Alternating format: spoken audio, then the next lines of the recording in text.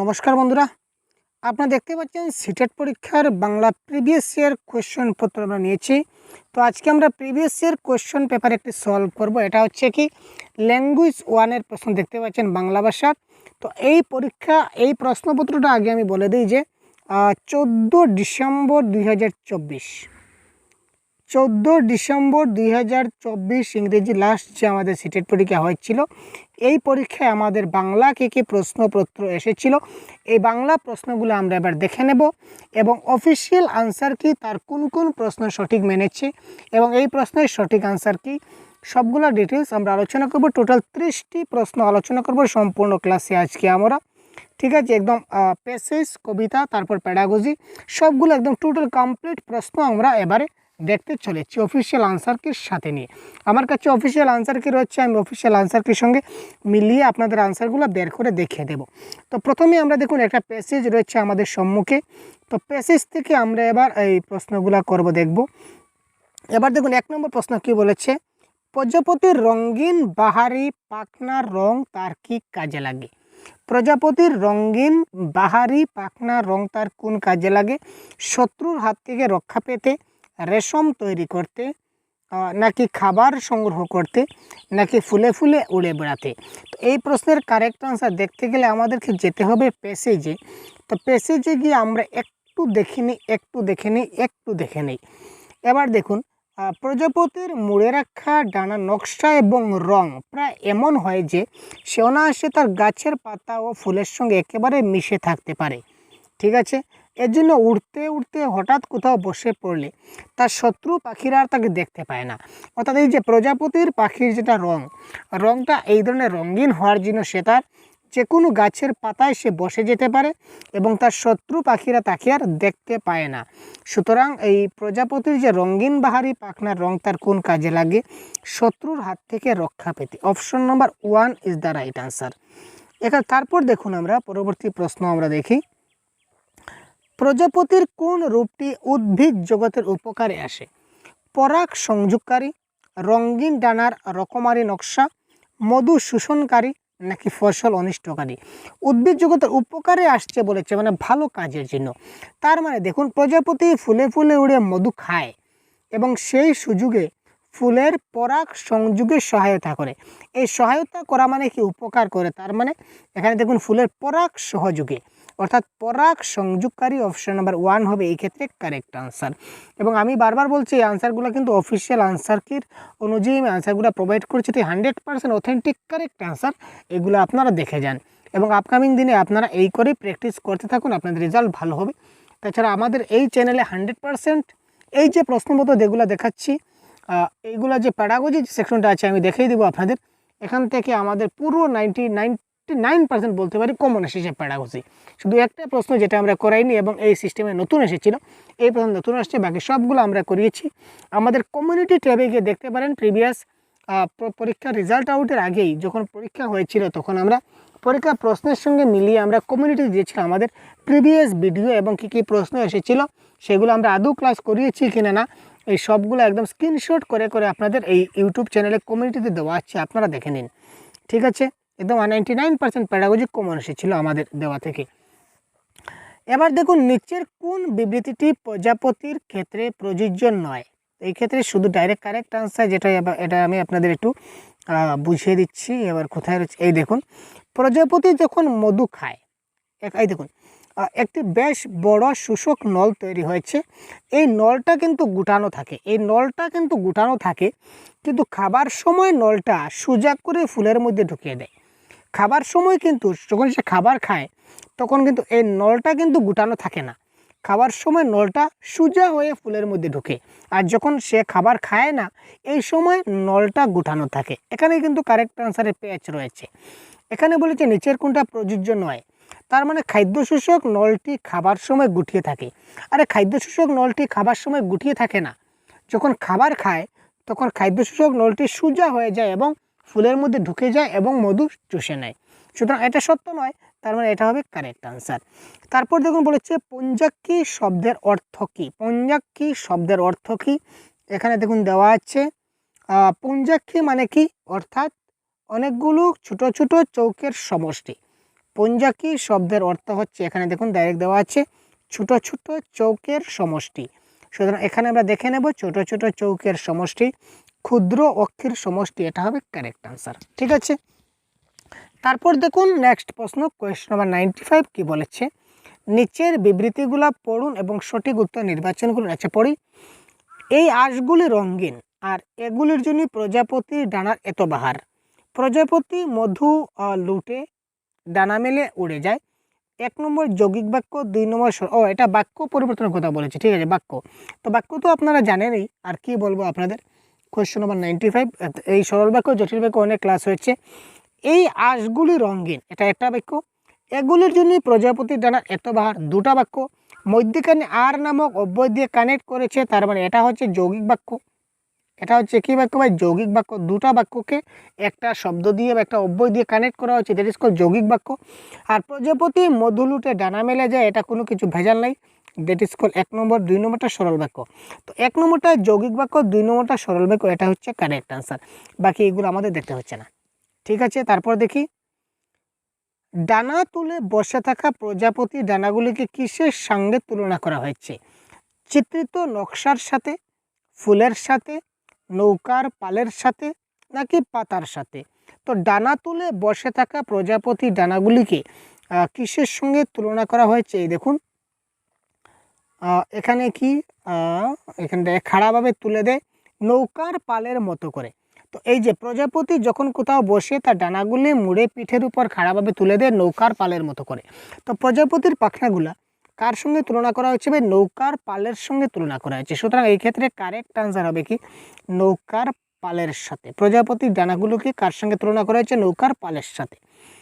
প্রজাপতির চোখ তার দেহের কোন অংশে থাকে? এই প্রশ্নটা কনফিউশন ছিল, এবার কনফিউশনটা দূর করবো আপনাদের। প্রজাপতির চোখ দেহের কোন অংশে থাকে? এবার আমরা প্যাসেজে একটু সময় নেব আপনাদেরকে, তারপর আমি আপনাদের বুঝিয়ে দিচ্ছি পুরো ডিটেলস। এখানে দেখুন কোথায় দেওয়া আছে, সে এই দেখুন, প্রজাপতি হাতে নিয়ে দীপু তার দেহের বিভিন্ন অংশ বেশ ভালো করতে লক্ষ্য করতে লাগলো। এই যে এখানে কিন্তু একটা প্রশ্ন আছে, দেখে নিন। প্রজাপতির হাতে নিয়ে দীপু তার দেহের বিভিন্ন অংশটা ভালো করে দেখতে লাগলো। এই দীপু প্রজাপতির দেহটা কি করে দেখতে লাগলো? খুব মনোযোগ দিয়ে দেখতে লাগলো, তাই তো, বেশ ভালো করে দেখতে লাগলো। এরই নাম পর্যবেক্ষণ। সে দেখলো, কি দেখলো? ছোট্ট একটা গোল মাথা রয়েছে, তার মাঝারি আকারের বুক রয়েছে, একটা সরু লম্বা পেট আছে, আর এই 3টি অংশ দিয়ে প্রজাপতির দেহটা তৈরি। মাথা থেকে 2টো লম্বা শুঙ্গ বা সুঁয় বেরিয়েছে, শুঙ্গের ডগা একটু মোটা। প্রজাপতি যে ফুল থেকে মধু খায়, সেই ফুলে একটি শুঁগ ঠেকিয়ে কি ফুল কি তার মধু সে বুঝতে পারে। আর শুঙ্গের ঠিক গোড়াতেই তার বড় বড় চোখ। এবার প্রজাপতির চোখ কোথায় থাকে? এখানে বলেছে শুঙ্গের গোড়াতে, শুঙ্গের গোড়াতে। ঠিক আছে, শুঙ্গের গোড়া মানে কি? শুঙ্গের একদম নিচের দিকে। ঠিক আছে, তার মানে শুংটা কোথায় আছে? শুংটা তো তার মাথায় আছে, শুংটা তার মাথায় আছে না? তার মানে আলটিমেটলি তার চোখটা কোথায় থাকলো? চোখটা তার মাথায় থাকলো। ঠিক আছে, জিনিসটা বুঝবেন, কিন্তু কোয়েশনটা একটু পেছিয়ে দিয়েছে। এখানে শুঙ্গের একটু গোড়াতেই ব্যাচ উঠেছে, শুঙ্গের গোড়া বলেছে, কিন্তু অপশনে দিচ্ছে শুঙ্গের ডগায়। এখানে গোড়া এবং ডগা দুটা কিন্তু একদম কনফিউশনিং ওয়ার্ড। যদিও অপশনে শুঙ্গের গোড়া থাকতো তাহলে ঠিক আছে, শুঙ্গের গোড়া, কিন্তু আমরা দেখব অপশনে শুঙ্গের ডগা নেই, শুঙ্গের গোড়া নেই, শুঙ্গের ডগা রয়েছে। তো শুঙ্গের গোড়া মানে শুঙ্গের একদম নিচের দিক, শুঙ্গের একদম নিচের সাইড। তো যেহেতু নিচের সাইড, আচ্ছা ধরে নিন এটা একটা প্রজাপতি, এটা একটা প্রজাপতি। তো প্রজাপতির এটা হচ্ছে মাথা, তো মাথা, এটা হচ্ছে শুং, ঠিক আছে, শুং, এটা শুং। আর এটা হচ্ছে কি শুঙ্গের একদম নিচের দিক। এখানে বলেছে কি সিংহের ঠিক গোড়াতেই 2টা চোখ। এই যে শুং, এই শুংটা হচ্ছে এখানে, আর এখানে তার চোখ রয়েছে। তো এই চোখটা কি রয়েছে? তার মাথার উপরে রয়েছে, তাই তো। সুতরাং কারেক্ট আনসার হবে এখানে কি মাথার উপরে ইজ দ্য রাইট আনসার। এই প্রশ্নটা কিন্তু অনেক কনফিউশন ছিল, এবার আমি ক্লিয়ার করতে পেরেছি আশা করি। ঠিক আছে, মাথার উপরে। ঠিক আছে, তো এবার দেখুন দীপু প্রজাপতির দৈহিক গঠন পর্যবেক্ষণ করলো কীভাবে দেখলো? আগে বলেছিলাম প্রশ্ন আছে, দেখে নিন মনোযোগভাবে। ফুল অর্থের সঙ্গে সম্পর্কযুক্ত নয় কোনটা? নিচের কোন শব্দটার অর্থ ফুলের সঙ্গে সম্পর্কিত নয়? তো পরাগস্থলী বলতে ফুলের সঙ্গে বোঝায়, পরাগ সংযোগ, পরাগ কেশর, এই সবগুলো ফুলের সঙ্গে সম্পর্কিত, কিন্তু 1991 পরাগত শব্দটা কিন্তু ফুলের সঙ্গে সম্পর্কিত নয়। তারপর আমরা কবিতায় চলে আসলাম। 100 থেকে 105 আমরা কবিতা দেখব কয়েকটা প্রশ্ন। এখানেই কবি কি চাইতেন, কবিতার প্রশ্নগুলা, এখানেই কবি কি চাইতেন, বৃহৎ বসুন্ধরার মাঝে নিজেকে ব্যক্ত রাখতে, প্রবাসের বিলাসবহুল জীবনে মেতে উঠতে, স্বদেশের এক টুকরা ভালোবাসা ভরা আকাশ কাছে পেতে, নাকি সাগ্রাত ধরণীতে খ্যাত হতে। তো কোয়েশ্চন নাম্বার 100-এর যদি কারেক্ট আনসার দেখি, এখানে দেখুন কবি কি বলেছেন, আর কয়েকদিন এই পরবাস কত হাজার মাইল দূরে, পকেটে রাখা চিরুনি থেকে কার চুলের গন্ধ পাই, আমাকে আর বনের বাঘ খায় না তেমন মনের ভাগ মুখে খায়, 2 মাস হলো কয়েকদিন অনেক রাত জোয়ার ভাটা অর্থাৎ কবির এখানে দেশপ্রেমের কথা বলা হচ্ছে। কবি এখানে তার স্বদেশকে অনেক মিস করেছেন, তাই আর কত, এখানে একটা ক্লিয়ার জিনিস দেখুন, আর কতদিন পরবাস, পরবাস মানে কি কবি বিদেশে বসবাস করেছেন। তো যেহেতু তিনি বিদেশে বসবাস করেছেন, তাই স্বদেশের জন্য ওনার মনটা ব্যাকুল হয়ে গেছে, তাই উনি স্বদেশের কথা বলেছেন। এখানে একটা শব্দে কিন্তু আমরা সম্পূর্ণ কবিতাগুলো পেশ বুঝতে হবে। তো এখানে স্বদেশের এক টুকরো ভালোবাসা ভরা আকাশ কাছে পেতে তিনি এই কবিতাটা লিখেছিলেন বা কবি চাইছেন। এখানে প্রথম লাইনে দেখেছি পরবাস, পরবাস মানে বিদেশ, বিদেশে ওনার অশান্তি লাগছে, তাই সেই দেশের, নিজের স্বদেশের একটু ভালোবাসা পাওয়ার জন্য তিনি ব্যাকুল। তারপর দেখি কবি মানসিক যন্ত্রণার কারণ হিসাবে প্রদত্ত কোন কারণটি সঠিক নয়, কোয়েশ্চন নাম্বার 101, কোন কারণটা এখানে সঠিক নয় 101। তো সংস্কৃতি, স্বদেশ সংস্কৃতি, বিচ্ছিন্নতা বোধ, দীর্ঘদিন আপনজনের অদর্শন। ইয়াস, এই কবি এখানে বিদেশে আছেন, যখন বিদেশে আছেন তখন তিনি নিজের দেশের সংস্কৃতি থেকে বিচ্ছিন্ন আছেন, ঠিক আছে। তো কারণ নিজের দেশে যাননি, তো নিজের দেশের সংস্কৃতি থেকে একটু বাইরে রয়েছেন। দীর্ঘদিন আপনজনের অদর্শন, অনেকদিন যেহেতু নিজের দেশে নাই, তাই ওনার নিজের যারা আপনজন রয়েছে সবগুলা দেশে রয়েছে, ওদের সঙ্গে তিনি দেখা করতে পারেননি, তাই ওদেরকে দেখতে পাচ্ছেন না, এটাও ঠিক আছে। প্রবাসের প্রেমহীন সম্পর্কের অতৃপ্তি, ঠিক আছে। তো প্রবাসের প্রেমহীন সম্পর্কের অতৃপ্তি, তো প্রবাসে রয়েছেন, এখানে প্রেম ছাড়া রয়েছেন, কার সঙ্গে প্রেম করবেন, প্রেমিকা তো বাড়িতে রয়েছে কবির, তাই তো, প্রেমিকা তো স্বদেশে দেশে, উনি তো এখানে একা, ঠিক আছে। তাই প্রবাসে তিনি প্রেমহীনভাবে জীবন কাটাচ্ছেন, এটাও শুদ্ধ। কিন্তু এখানে সঠিক নয়, কোনটা সঠিক নয় হচ্ছে প্রবাসী বিলাসবহুল জীবনযাত্রার আত্মতৃপ্তি। প্রবাসে তিনি বিলাসবহুলভাবে দিন কাটাচ্ছেন, এটা সত্যি নয়, তিনি প্রবাসে অনেক কষ্টে দিন কাটাচ্ছেন, ঠিক আছে। তো এখানে দেখুন আটটু ক্লিয়ার দেওয়া আছে, দেখুন একটুখানি আকাশটাই ভালোবাসার, নিজের ঘর কি হবে এত বড় বসুন্ধরা, এই স্বদেশের একটুটা ভালোবাসা বলেছিলাম না, এটাও কিন্তু এটা ইঙ্গিত দেয়, ঠিক আছে। সুতরাং এখানে প্রবাসী তিনি বিন্দাস দিন যাপন করেছে সেটা আমরা বলতে পারি না। নেক্সট দেখি, নিচের কোনটি বসুন্ধরার সমার্থক শব্দ নয় 102। তো এটা একটু কনফিউশন ছিল, তো এবার এটা শিওর আনসার হয়েছে, এটা কারেক্ট আনসার হচ্ছে ভূতল। নিচের বসুন্ধরার সমার্থক শব্দটা ভূতল হবে কারেক্ট আনসার। বসুধা, বিশ্ব, পৃথিবী, এই সবগুলো হচ্ছে বসুন্ধরার সমার্থক শব্দ, এবং ভূতল এখানে বসুন্ধরার সমার্থক শব্দ নয়, অ্যাজ পার অফিসিয়াল আনসার কি অবজারভেশন। কবিতাটির মূল বিষয় কি, কবিতাটির মূল বিষয় কি ভাই, 103 আমরা একটু দেখেছিলাম।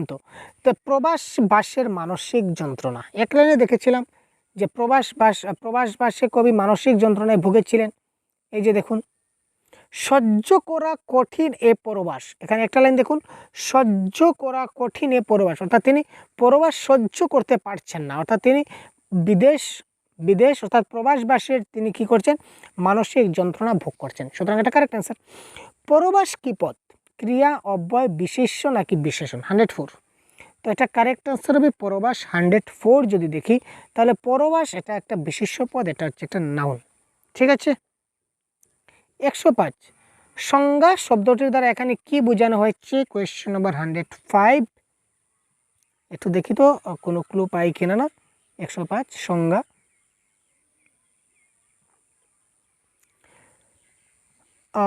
দুমাস আমি দেখিনি তোমায়, তোমার খোলা কোমর গঙ্গা, দারুণ গাড়ি, দারুণ বাড়ি, দারুণ সব মেয়ে, তার ভিতরে ঘুমিয়ে পড়ি, রাত্রি ফেরের সংজ্ঞা, ঠিক আছে। অর্থাৎ তিনি রাত্রে যে একটা অবজ্ঞাভাবে রাত্রে তিনি শুয়ে যান, অর্থাৎ রাত্রে ওনার কী হয়, চৈতন্য পেয়ে যায়, ঘুম এসে যায়। সুতরাং এখানে বলেছে Chaitanya is the right answer. এরপর আমরা এবার দেখবো প্যাডাগজির প্রশ্ন। দেখুন প্যাডাগজির প্রশ্নগুলো কিন্তু সবগুলো কিন্তু আমাদের কিন্তু কমন এসেছিলো ভাই, 100% বলেছি। একটা প্রশ্ন খালি আমাদের দেওয়া থেকে আসেনি, তো কোনটা আমাদের দেওয়া থেকে আসেনি এটাও আপনাদের আজকের ক্লাসে আমি এবারে বলবো, কারণ এটা এবার নতুন সিস্টেম চালু হচ্ছে, এটা রেজিস্টার নিয়ে কি এটা প্রশ্ন এসেছিলো, তো এটা কিন্তু আমাদের পড়ানোর বাইরে ছিল। আর বাকি সব প্রশ্ন যতগুলো প্রশ্ন সবগুলো 100%, 99% কমন। মাতৃভাষা ভিত্তিক বহুভাষাবাদ তত্ত্ব বলতে আমরা কি বুঝি? Question number 106। কারেক্ট আনসার কী হবে? আপনারা কারেক্ট আনসার তাড়াতাড়ি কমেন্ট বক্সে আইডিয়া করুন তো ভাই, কারেক্ট আনসার কী হবে? আপনারা খুব তাড়াতাড়ি কমেন্ট বক্সে আনসারগুলো দেওয়ার চেষ্টা করুন। 106। সব শিশুরা তাদের মাতৃভাষা ভিত্তিক বহু ভাষাবাদ, মানে মাতৃভাষা থাকবে সঙ্গে মাল্টিল্যাঙ্গুয়েজ থাকবে, এটা কোন জিনিসটা সমর্থন করে?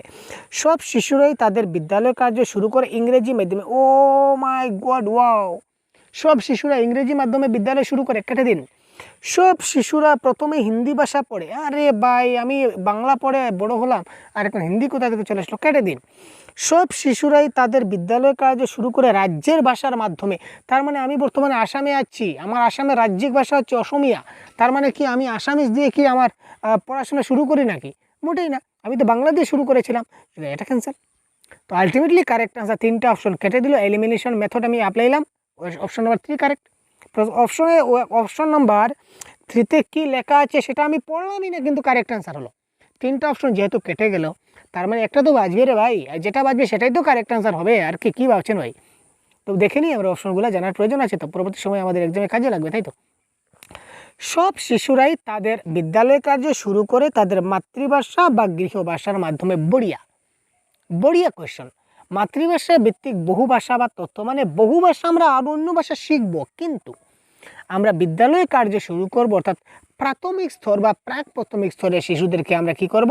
মাতৃভাষা বা গৃহের ভাষাগুলো শেখাবো। সেটা বারবার কনসেপ্টের ক্লাসে আপনাদেরকে বলা হয়েছে, এমসিকিউ সলভ করতে সময় বলা হয়েছে। আচ্ছা, পাঠ উপলব্ধিমূলক পদ্ধতি সম্পর্কে নিচে পদ্ধতিগুলির মধ্যে ভ্রান্ত মন্তব্যটি চিহ্নিত করুন। এখানে ভুল কোনটা রয়েছে সেটা চিহ্নিত করতে হবে, ভুল চিহ্নিত করতে হবে। এখানে স্ক্যানিং এবং স্কিমিংয়ের কথা বলা হয়েছে। 107।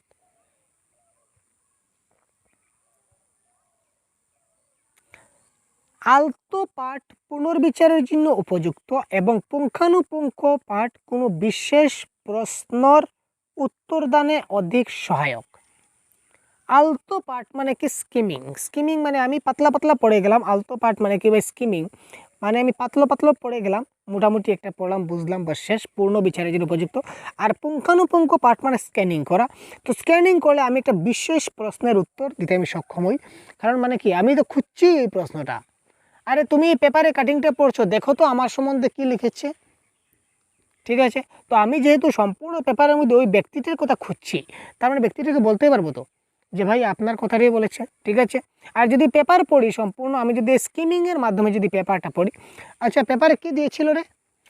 পেপারে ওই দিয়েছে, ওই খবর, মোটামুটি তাকে একটা রাফ আইডিয়া বলে দিলাম। 100% কিন্তু কোনো কিছু বলতে পারবো না, হয়তো এক দুটা বলতে পারবো, যেট ইজ কল স্কিমিং। তো এটাও শুদ্ধ, ঠিক আছে? আলতো পাঠ এবং পুঙ্খানুপুঙ্খ পাঠ উভয় পাঠের মাধ্যমে দ্রুত চোখ বাড়ানোর প্রয়োজন। ইয়াস, স্ক্যানিং এবং স্কিমিং দুটাতে কিন্তু আমরা দ্রুত পড়ি, ঠিক আছে? স্ক্যানিংটা আমরা দ্রুত পড়ি, স্কিমিংটাও দ্রুত পড়ি, ফাস্ট পড়ি, কোনো ব্যাপার নেই। আলতো পাঠ পাঠের দ্রুত পঠনের সঙ্গে সম্পর্কিত এবং পুঙ্খানুপুঙ্খ পাঠ বিশেষ তথ্যের সন্ধানে, ঠিক আছে? এটা মানে নিলাম, কিন্তু আলতো পাঠটা গভীর পাঠের অতিরিক্ত এবং পুঙ্খানুপুঙ্খ পাঠ ভাষা পাঠের অতিরিক্ত, এটা ভুল, এটা ভ্রান্ত মন্তব্য। এটা শুদ্ধ উচিত ছিল যে আলতো পাঠটা ভাষা পাঠ। আলতো পাঠ মানে ওই যে স্কিমিংটা হচ্ছে একটু পাতলা পাতলা পড়ে নিলাম আলতো পাঠটা, আর স্ক্যানিংটা হচ্ছে অতিরিক্ত পাঠ, এটা মনোযোগ সহকারে কিছুটা পড়ে নিলাম, ঠিক আছে? স্ক্যানিং একটু ভালো করে গভীর মনোযোগ দিয়ে পড়লাম, ঠিক আছে? মানে কী আছে ডিটেলসগুলো খুঁজে বের করতে হবে তো। সুতরাং এই ক্ষেত্রে আলতো পাঠ মানে কী হবে? ভাষা পাঠ হবে, এটা পুঙ্খানুপুঙ্খ পাঠ ভাষা পাঠ নয়। সুতরাং কারেক্ট আনসার হচ্ছে অপশন নাম্বার 4। এখানে ভ্রান্ত বলেছে, তাই আমরা ভ্রান্ত আইডিয়াটা বের করে দিলাম। নেক্সট দেখি, যখন শিশুরা তার চারপাশের বস্তু ঘটনা সরাসরি যা দৃশ্যমান সে সম্পর্কে প্রশ্নের ক্ষেত্রে ভাষা ব্যবহার করে, তখন নিম্নে প্রদত্ত কোন ব্যবহারটি অন্যান্যগুলির চাইতে অধিক ব্যবহৃত হয়। 108। ধরে নিন এই প্রশ্ন যদি আমরা বোঝাতে যাই, তো ধরে নিন আপনার কাছে, আপনার ঘরে একটা শিশু আছে, আপনার ঘরে একটা জিনিস দেখলো, দেখার পর বললো বাবা ওইটা কি, আরেকটা জিনিস দেখলো, মা ওইটা কি, আরেকটা জিনিস দেখলো, মা ওইটা কি, মা ওইটা দিয়ে কী হয়, বাবা ওইটা দিয়ে কী করা হয়, ভাই ওইটা দিয়ে কী করা হয়। এই যে বাচ্চাটা যে আপনাকে প্রশ্ন করছে, ওই প্রশ্ন করছে তার মানে কী হচ্ছে, প্রশ্নের মাধ্যমে তার ভাষা ব্যবহার করছে। আর এই ভাষাটা সে কেন ব্যবহার করছে, সে ইনকোয়ারি করতে জানতে চাইছে, বুঝতে চাইছে, অনুসন্ধান করতে চাইছে যে জিনিসটা কি, সে ইনকোয়ারি করতে চাইছে, ইনকোয়ারি বেসড, সে বুঝতে চাইছে, অনুসন্ধান করতে চাইছে। সুতরাং কারেক্ট অ্যান্সার হচ্ছে অনুসন্ধানমূলক। মনুষ্য ব্যবহৃত ভাষার কোন বৈশিষ্ট্যটির মধ্যে সেই বস্তুগুলি সম্পর্কে মানুষরা কথা বলতে পারে যেগুলি নিকটবর্তী সময় স্থানে উপস্থিত নয়? 109।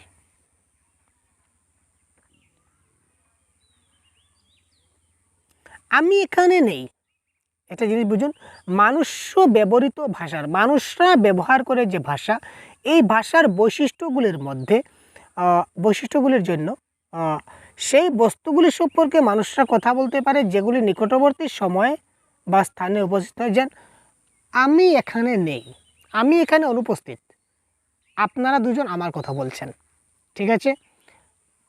আপনি নেই, ধরে নিন আপনি, এই যে হ্যালো হ্যালো মিস্টার, মিসেস, আপনাকে বলছি, যে ভিডিও দেখছেন, হ্যালো আপনাকে বলছি ভাই, ইয়েস আপনাকে, এই যে আপনি আমার ভিডিওটা দেখছেন, ঠিক আছে, আপনি তো এখন আমার কাছে নেই, আমি আপনার কথা অন্য একজনকে বলছি আপনার অনুপস্থিতিতে।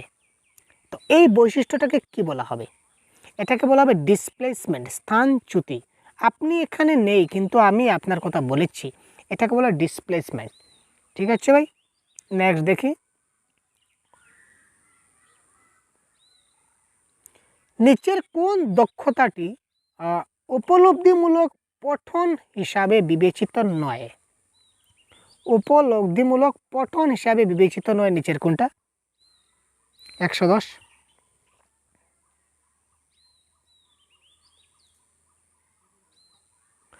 ঘটনা এবং ঘটনা অথবা ধারণার ক্রম সংগঠিত এবং মূল্যাঙ্কিত করা, সেটা একটা পঠন হবে আমাদের।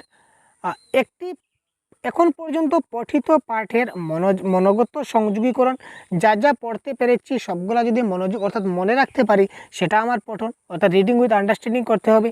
পরবর্তী বিষয়ের অনুমান করা, আমি যে পড়লাম, এতটুকু পড়লাম, তারপরে গল্পের মধ্যে কী হতে পারে এটা আমি অনুমান করতে পারবো। কিন্তু স্বতন্ত্র অক্ষর বা বর্ণের উপর গুরুত্ব প্রদান, এটা উপলব্ধিমূলক পঠনের ক্ষেত্রে নয়। এটা হচ্ছে ইনিশিয়াল স্টেজে, যখন আমি রিডিং পড়া শিখছি তখনের ক্ষেত্রে সেটা গুরুত্ব প্রদান দিব, কিন্তু উপলব্ধিমূলক পঠনে কিন্তু আমার এই দক্ষতাটা কাজে আসবে না। সুতরাং এক্ষেত্রে কারেক্ট অ্যান্সার হচ্ছে স্বতন্ত্র অক্ষর এবং বর্ণের উপর গুরুত্ব প্রদান। 110, question number 3 is the right answer. দ্বিতীয় ভাষা শিখনে ব্যাকরণ অনুবাদ পদ্ধতির বৈশিষ্ট্য নয় কোনটি? দ্বিতীয় ভাষা যখন শিখবো আমরা, সেকেন্ড ল্যাঙ্গুয়েজ, তো সেকেন্ড ল্যাঙ্গুয়েজের ক্ষেত্রে নিচের কোনটি ব্যাকরণ অনুবাদ পদ্ধতির বৈশিষ্ট্য নয় বলেছে। তো তার মানে কোনগুলো বৈশিষ্ট্য সেগুলো আগে আমায় খুঁজে বের করতে হবে। ভাষার ভূমিকায় চাইতে ভাষা গঠনে অধিক গুরুত্ব দেয়, ঠিক আছে। ব্যাকরণ কি হয়? Subject plus verb plus object, এই যে তার এগ্রিমেন্ট, এটা কিন্তু সবসময় বজায় রাখে, তাই তো। সুতরাং এই ক্ষেত্রে ভাষার ভূমিকা যেতে ভাষা গঠনে সে কী করবে? অধিক গুরুত্ব দেবে। প্রথম এবং দ্বিতীয় ভাষার ব্যাকরণগত নিয়মাবলীর তুলনা করা, প্রথম ভাষা এবং দ্বিতীয় ভাষার মধ্যে নিয়মাবলী বেশ কম আছে, তাই তো।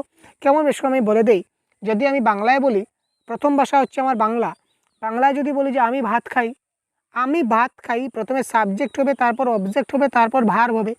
আমি ভাত খাই, আমি হচ্ছে সাবজেক্ট, অবজেক্ট হচ্ছে ভাত, ভার্ব হচ্ছে খাই। তো যদি প্রথম ভাষায় যদি আমি বলি, তাহলে আমার প্রথমে আসবে কর্তা, তারপর আসবে ক্রিয়া, তারপর আসবে অবজেক্ট, তারপর আসবে ক্রিয়া, তাই তো। যদি আমি ইংলিশে যাই, অর্থাৎ দ্বিতীয় ভাষা আমার ইংলিশ ধরে নেই, যদি ইংলিশে যাই তাহলে আই ইট রাইস হবে, তো subject plus verb plus object হবে। এগ্রিমেন্টটা বদলে গেল কিনা? না, বদলে গেল নিশ্চয়। সুতরাং এই দেখুন, প্রথম ভাষা এবং দ্বিতীয় ভাষার মধ্যে তুলনা, এটাও তো সত্য, এটা তো একটা বৈশিষ্ট্য। দ্বিতীয় ভাষার ব্যাকরণের নিয়মাবলী শিখন এবং অভ্যাস। তো দ্বিতীয় ভাষার ব্যাকরণের দিকে অভ্যাস করাতে হবে, এটাও কারেক্ট। তো কারেক্ট আনসার এখানে বৈশিষ্ট্য 9 কোনটা বলেছে? 9 হচ্ছে অপশন নাম্বার 1। দ্বিতীয় ভাষায় প্রত্যক্ষভাবে সংযোগ স্থাপন এবং তারপর দুটি ভাষার ব্যাকরণের নিয়মাবলী তুলনা করা। দুটি ভাষার আমরা ব্যাকরণ নিয়মাবলী তুলনা করতে পারি না, প্রত্যেকভাবে সংযোগ স্থাপন হয় না এবং দুটি ভাষার ব্যাকরণ তুলনা। শেষ বেজাল বাট্টি।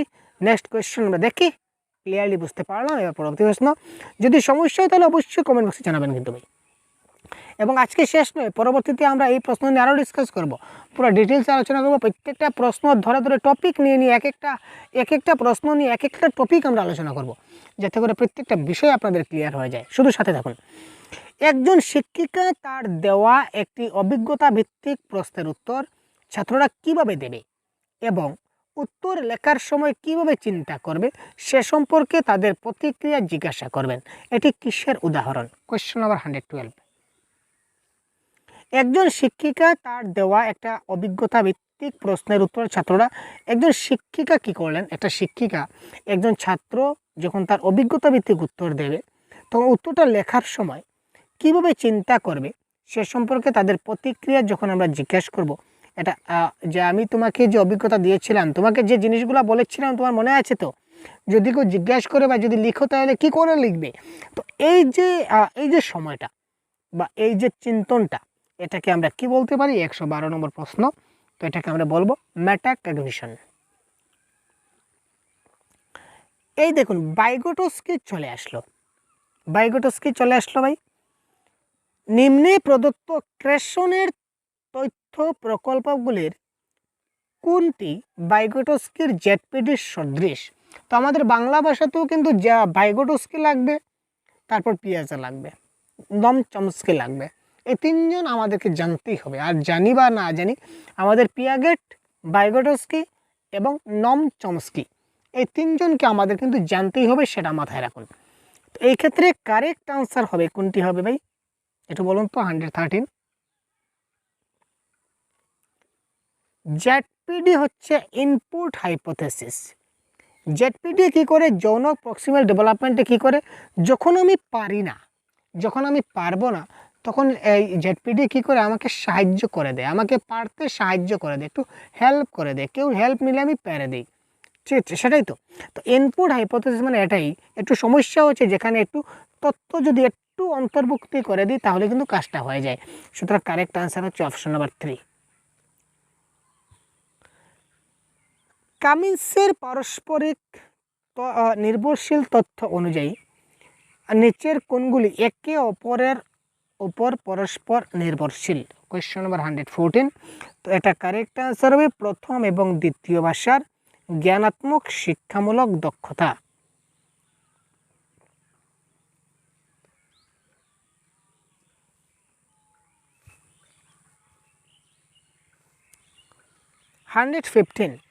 নিচের কোনটি পঠন দক্ষতা অর্জনের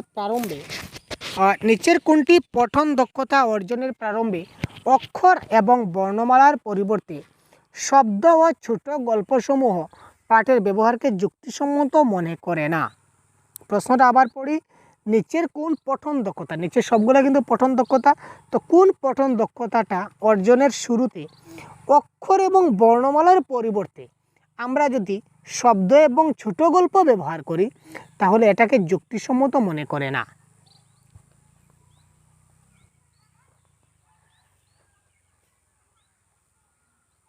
এটা কারেক্ট আনসার হবে অপশন নাম্বার 3, 115-এর 3 হবে কারেক্ট আনসার। প্রথম পাঠক ক্ষুদ্রতর এককের চাইতে বৃহত্তর এককগুলিতে বেশি ভালোভাবে কেন্দ্রীভূত হতে পারে, এটা কিন্তু আমাদের মানাবে না। ভাষা এবং উপভাষার ক্ষেত্রে ভাষাতাত্ত্বিক দিক দিয়ে সঠিক কোনটা? ভাষা এবং উপভাষার ক্ষেত্রে ভাষাতাত্ত্বিক দিক দিয়ে সঠিক কোনটা? 116 যদি দেখি,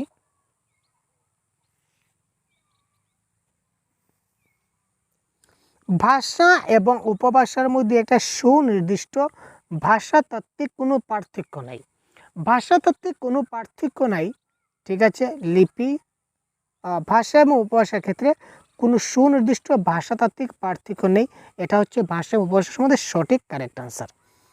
বীরা একটি 7 মাসের শিশু, সে এখন ব্যঞ্জন এবং স্বর মিশ্রিত ধ্বনি তৈরি করে। এটা ডাইরেক্ট প্রশ্ন আমরা করেছিলাম আপনাদের। নিচের কোনটি ব্যবহার করে সে সংযোগ সাধন করেছে? এই কুইং, বেবলিং, এই ধরনের, তারপর ফোনেমস, তারপর লিঙ্গুইস্টিক স্পিচ, এই সবগুলো আমরা করেছিলাম। কুইং কবে করে, বেবলিং কবে করে, এটা অনেক ক্লাসে বলা হচ্ছে। কোয়েশ্চেন নাম্বার 117 প্রশ্ন হবে বেবলিং। যখন 7 মাস হবে, আর যখন 7 বা 6 সপ্তাহ হবে তখন হবে কুইং। ঠিক আছে ভাই? প্রোডাক্টিভ ভোকাবুলারি মানে কি? উৎপাদনমূলক শব্দ তালিকা। 118 যে শব্দগুলি আমরা লিখনে এবং প্রোডাক্টিভ স্কিল। তো প্রোডাক্টিভ স্কিল মানে কি? রাইটিং এবং স্পিকিং। তো রাইটিং এবং স্পিকিংকে আমরা কী বলবো? প্রোডাক্টিভ। তো সুতরাং এই ক্ষেত্রে হবে লিখন এবং বাচনে ব্যবহার করি, এটা হচ্ছে প্রোডাক্টিভ। আর যদি বলা হয় প্রোডাক্টিভ মানে কি হচ্ছে, প্রোডাক্টিভের আরেকটা ছিল রিসিপটিভ। যদি রিসিপটিভ থাকতো তাহলে কী হতো? রিডিং এবং লিসেনিং। ঠিক আছে ভাই? রিডিং এবং লিসেনিং হচ্ছে আমাদের কি রিসিপটিভ, আর দিয়ে আমরা ডিনোট করি, আর এটা হচ্ছে প্রোডাক্টিভ, পি দিয়ে আমরা ডিনোট করি। নেক্সট দেখে নেওয়া যাক।